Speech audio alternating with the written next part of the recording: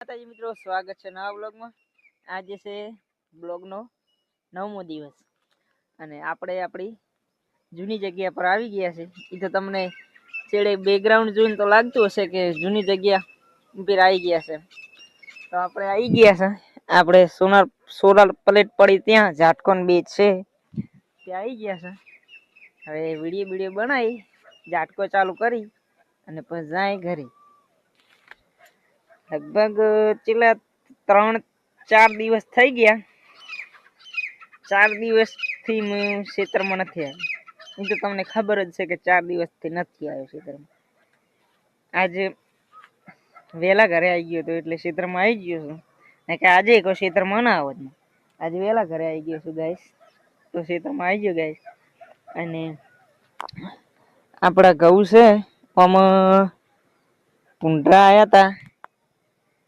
Mummy એમ કહેતી હતી કે ભૂંડરા આવ્યા હતા તારે, તો તેમાં મેં કીધું લાવો વિડીયો બનાવતા હોઉં અને ઓટો મારતા હોઉં અને ભૂંડરાને જોતા હોઉં.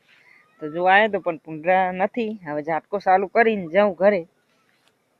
આપણે ત્યાં પણ ઝાટકો મેકેલ છે. સામે પેલું વ્હાઈટ દેખાય ને ત્યાં પણ ઝાટકો મેલેલ છે. એ આનાથી મોટો છે બહુ. તે ઝાટકો એક દરનું જો ફસાય નહીં તો બીજ દરનું આવે જ નહીં ખેતરમાં. ભૂંડરું હોય કે રોજડું હોય, એક દરનું અડી જાય ને તો બીજ દરનું ખેતરમાં ના આવે.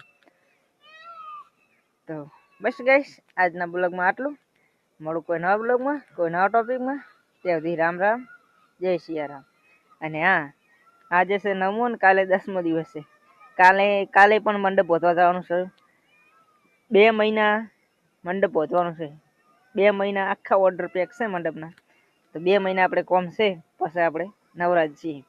એટલા ઘડી કામ કરી લઈએ. સાથે બ્લોગ પણ બનાવી લઈશું અને કોમ પણ કરી લઈશું. તો બસ રામ રામ.